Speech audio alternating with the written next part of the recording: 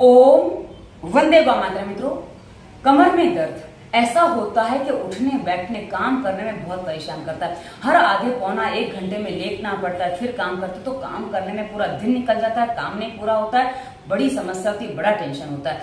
अब मित्रों, कमर में दर्द जब होता है तो उसके समाधान के लिए हम पट्टा भी बांधते हैं, गोली भी खाते हैं, क्रीम भी लगाते हैं, लेप भी लगाते हैं और जिसने जो बताया वैसा प्रयोग भी करते हैं। प्राणायाम भी करने का कोशिश करते हैं। प्राणायाम करते तो कमर में दर्द और ज्यादा हो जाता है और साथ ही व्यायाम करते तो व्यायाम करते नहीं बनता है, बहुत कमर में दर्द होता है। और हमने छोटे छोटे बहुत सारे वीडियोस देखे, बहुत कुछ करने का ट्राई कर लिया पर हमें समाधान नहीं मिल रहा है। तो मित्रों, आपने बहुत सारे प्रयोग किए, आपने खा पी कर भी देखा, एक्सरसाइज करके भी देखा, पर आपने कहाँ क्या गलती कर दी वो आपने नहीं समझा, इसलिए आपको कमर में दर्द ठीक नहीं हो पा रहा। अब मित्रों, एक बात आपको बता दूं कि आपके कमर में दर्द का जो रीजन है, जब तक उसको आप अपने आप से दूर नहीं करोगे, जब तक वो रीजन फॉलो होता रहेगा, तब तक आपकी कमर का दर्द कभी ठीक नहीं होगा।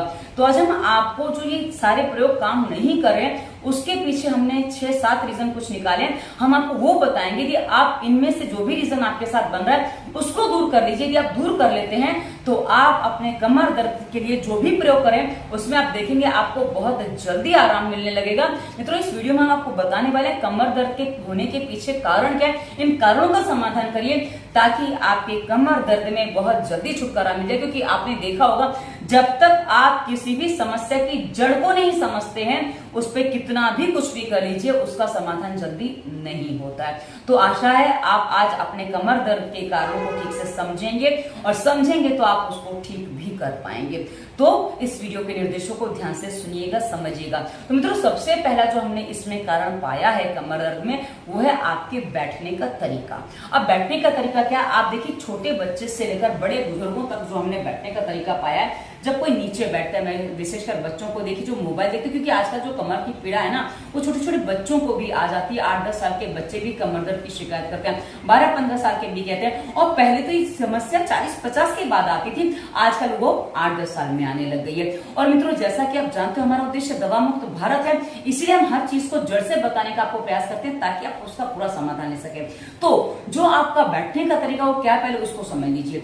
आप नॉर्मली नोटिस करिए कि आप जब बैठते हो ये तरीका होता है आपका बैठने का। आप मेरी पीठ को पूरा ध्यान से देखेंगे तो आपको पता चल जाएगा ये तरीका होता है बैठने का।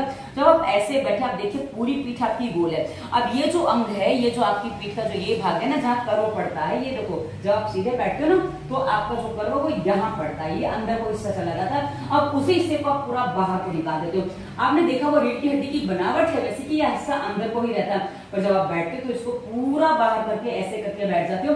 जब ये ऊपर अपनी स्थिति में नहीं रहता है तो उस पर प्रेशर पड़ता है और यही प्रेशर आपके कमर दर्द का कारण बनता है। और वही मित्रों, जब आप सीधे नहीं बैठते हो, क्योंकि अक्सर जब इंजेक्शन वगैरह लगता है, अक्सर जो वाटी वो क्या कहते हैं ग्रीस कम हो जाता है, हड्डी घिस जाती है, जो कहते हैं ना कि ये स्लिप इसका पेन होता है वो इस हिस्से में होता है। तो वो हिस्सा जो है ना बहुत ज्यादा प्रेशर में आता है। क्या आता है वो भी मैं आपको बता दूंगी। तो ये जो जहां भी प्रेशर आता है, जहां भी दबाव आता है, खिंचाव आता है, ऐसी स्थिति में आपको उस अंग में, उस भाग में पीड़ा आ जाती है। तो यदि आपका बैठने का तरीका सही हो जाए तो आपको अपनी बहुत सारी समस्याओं में छुटकारा मिल जाएगा। अब बैठने का सही तरीका क्या है मित्रों, तो उसको एक सिंपल वे में आप समझिए। यदि आप बैठे हैं, कहीं भी आप बैठे हैं, तो यदि आपके बैठने में आपके आगे कपड़े में सलवटें आ रही है, यानी कि इस हिस्से में, क्योंकि कमर का हिस्सा यहाँ है ना, तो यदि आपके इस हिस्से में आगे सलवटें आ रही है तो समझ लीजिए आपकी पीठ सीधी नहीं है। अब आप बोलेंगे हमारा तो पेट मोटा है तो सलवटें तो रहेंगी।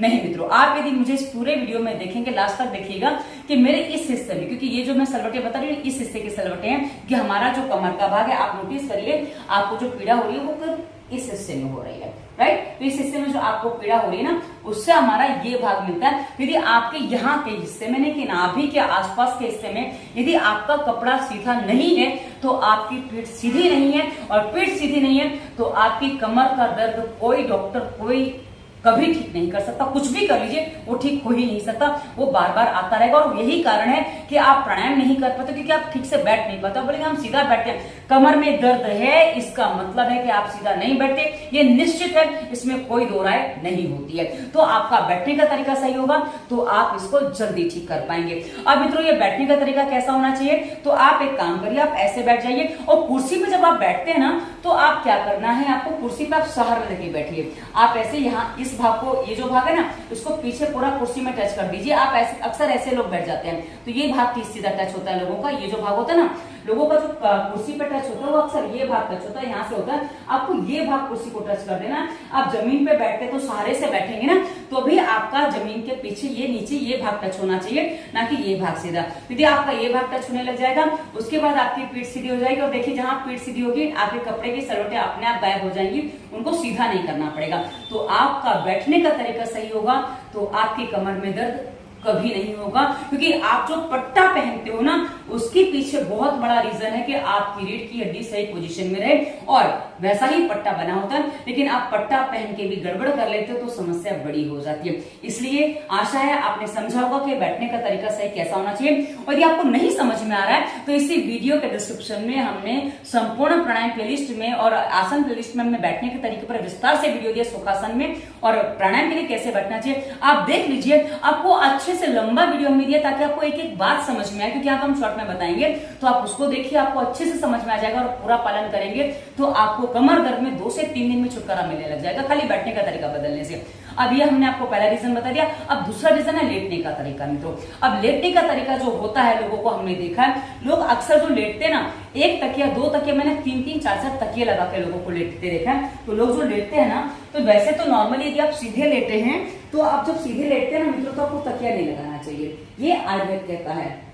लेकिन फिर भी चलो तकिया लगाने की आदत है तो हल्का तकिया रखो जिसमें चादर फोल्ड करके रख ली, उतना ही पर्याप्त होता है। लेकिन आप यदि मोटा तकिया लगाते हो 2-3 तकिए ऐसे लगा लेते हो तो आपको क्या होगा, जो आप देखिए यहाँ से आपकी हड्डी जो है वो जो सीधी रहनी चाहिए टेढ़ी हो गई है, तो जो आपकी कहां से क्या खींचेगी पता नहीं चलता है, जिससे आपकी कमर में पीड़ा आ जाती है। अब ये तो सीधे लेटने की बात मैंने आपको बता दी।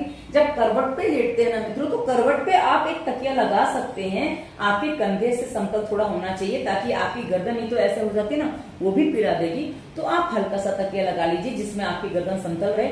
लेकिन बाद में जो आप लेटते हो ना, एक्चुअली सही लेटने का तरीका करवट पे ये होता है। अब यदि आपको जरूरत पड़ती है तो आप एक काम और कर सकते हैं, आप क्या कर सकते हैं, आप पैर में ऐसे तकिया लगा सकते हैं, कोई दिक्कत नहीं है। लेकिन कुछ लोग क्या करते हैं ना कि वो लेटते जो है ना बड़ा बेकार लेते हैं, वो ऐसे करके पता नहीं कैसे कैसे लेट जाते हैं, ऐसे लेटेंगे, फिर कुछ लोग ऐसे लेटेंगे, मतलब लेटने का तरीका अनेकों कोई भी कैसा भी अपना लेता है, जबकि सही तरीका ये है। अब लेटने का सही तरीका और अच्छे से सीखना है, समझना है तो इसी वीडियो के डिस्क्रिप्शन में स्वास्थ्य प्लेलिस्ट में आपको लेटने पर विस्तार से वीडियो मिल जाएगा। आप पालन करेंगे तो आपको लेटने का तरीका पता चल जाएगा, जिससे आपकी कमर के दर्द में छुटकारा पाने में आपको आराम होगा, उल्टा नहीं। तो सारी बातें हमने उस वीडियो में बताई तो आप देख लेंगे तो आपको अच्छे से समाधान मिल जाएगा। उसके बाद मित्रों तीसरा जो बड़ा कारण है वो है कब्ज। कब्ज जब होती है ना मित्रों, आपने नोटिस किया हो कि जब आपका कब्ज होता है तो धीरे धीरे आपको गैस बनती है, एसिडिटी होती है और कभी कभी सर में दर्द भी होता है, अक्सर भी होता है। अब ये जो दर्द है मित्रों वात का केंद्र है, हमारी आंतें मानी जाती है। जब पेट साफ नहीं होता है तो इससे हमारे शरीर में वात बढ़ता है। और दूसरी बात आपने देखा होगा जब पेट बढ़ता है, लेकिन जब पेट साफ नहीं होता तो पेट स्वाभाविक है यहाँ से बढ़ना चालू हो जाता है। तो आप नोटिस करिए कि जब आपका किसी भी अंग में कहीं भी आप एक थैले में सामान भरते हैं ना, अब सामान तो सारा नीचे चला गया पर उसका जो प्रेशर है उसके ऊपर जो उसके बेल्ट होती है, बद्दी जो हम पकड़ते हैं उस पे आता है तो उसमें आपको ज्यादा भारीपन महसूस होता है। वैसे मित्रों जब आपका पेट आगे को निकलता है ना तो उसका जो प्रेशर है, खिंचाव है, तनाव है वो पीठ में आता है। अब आप नोटिस करिए जिनको भी लोअर बैक पेन ज्यादा होता है, आपके पेड़ों के हिस्से में ये जो पीरियड्स क्लियर नहीं होते हैं उसका भी, और साथ में ये क्या कहते हैं जिनको कब्ज होती है उनका भी, ये पेड़ों के हिस्से में पीड़ा आती है। और उसी के पीछे के भाग में जहां आपको आगे भारीपन है वहीं आप देखेंगे आपके पीछे दर्द हो रहा है। अब जो पीड़ा हो रही है इसका मतलब है कि कब्ज समस्या है आपकी कमर के दर्द की।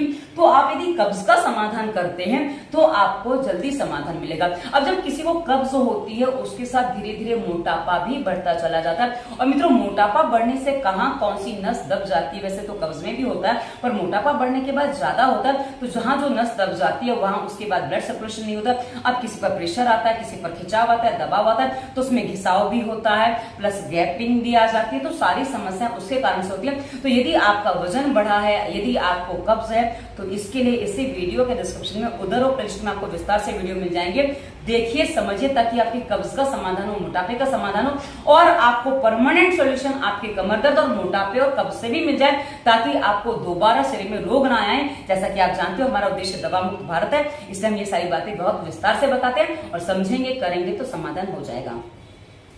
उसके बाद मित्रों, पांचवा जो बड़ा कारण हमने पाया महिलाओं में पाया जाता है, ये है इंजेक्शन लगवाना। अब कभी कभी कुछ ऑपरेशन वगैरह होता है, जैसे ऑपरेशन कुछ पुरुषों का होता है, कुछ गिर पड़ गए, लग गई, तो वो बात अलग होती है, उसमें भी कभी कभी समस्या आती है, क्योंकि ये व्यायाम में हम शामिल कर लेते हैं और गिर पड़ना भी एक अलग पर शरीर के साथ समस्या तो हो ही जाती है। तो ऐसी स्थिति में कभी कभी जो इंजेक्शन लगता है या गिर पड़ जाते हैं, तो उसमें जो चोट लग जाती है, जो स्थिति बन जाती है, उस कारण से भी कमर में दर्द बन जाता है, बस जाता है। और अब इसमें कई बार जब ये स्थिति बनती है, क्योंकि सीजर डिलीवरी में अक्सर ये करना पड़ता है, और सीजर डिलीवरी के बाद जब आप खान पान रहन सहन का पालन नहीं कर पाते हो, तो मैंने 99% महिलाओं को देखा है कि उसके बाद उनको कब्ज हो जाती है, मोटापा बढ़ जाता है। तो यदि आपके साथ ये समस्या बन गई है तो कब्ज और मोटापा हमने पहले ही आपको निर्देश दे दिया, पालन कर लीजिए, ताकि आपको इंजेक्शन का असर निकल जाएगा, समस्या नहीं आएगी ज्यादा। यदि निर्देशों का पालन करेंगे तो आपको समाधान हो जाएगा।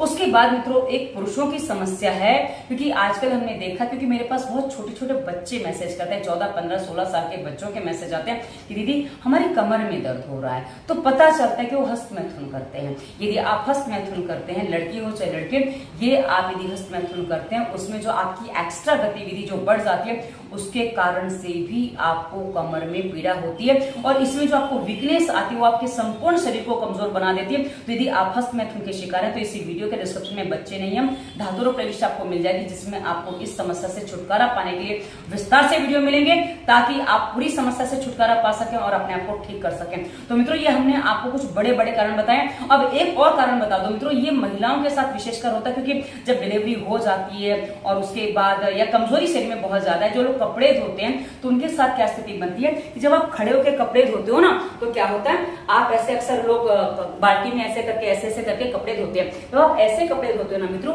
तो अब देखिए कमर पे आपके ज्यादा प्रेशर आ रहा है, और ऐसी स्थिति में अक्सर मैंने देखा है लोगों को कमर घुटने नहीं फोल्ड करते, घुटने सीधे रखते हैं और ऐसे ऐसे करते हैं। तो जब आप घुटने सीधे रखते हो, जो क्रिया करते हो, इससे क्या होता है, आपके घुटने से लेकर पूरा आपका कमर खिंचता है, तो ये आपको अधिक पॉइंट पे ये परेशानी देता है। तो आपको क्या करना है, आप कपड़े धो रहे हो ना, तो कोई बात नहीं, गीले हो जाइए, स्नान करने से पहले धोइए, बाद में स्नान कर लीजिए। आपको हाथ से धोने पड़ रहे हैं, तो आप क्या करिए, आप घुटनों के बल ही बैठ जाइए, और उससे क्या होगा ना, जो आप ऐसे बैठ के ऐसे ऐसे कपड़े धो लेंगे ना, तो ये आप देखिए आपकी कमर पे बहुत ज्यादा प्रेशर नहीं आएगा, क्योंकि आपकी कमर इसमें सीधी रहती है। वहीं जब आप झुक के करते हैं तो कमर पूरी बेंड हो जाती है। तो दोनों ही स्थितियां आपके लिए घातक हैं। और वहीं कुछ महिलाएं हैं जो झुक के पोछा लगाती हैं, मैंने देखा कुछ महिलाएं ऐसे पोछा लगाती हैं, तो इसमें घुटना भी जाता है, कमर भी जाती है।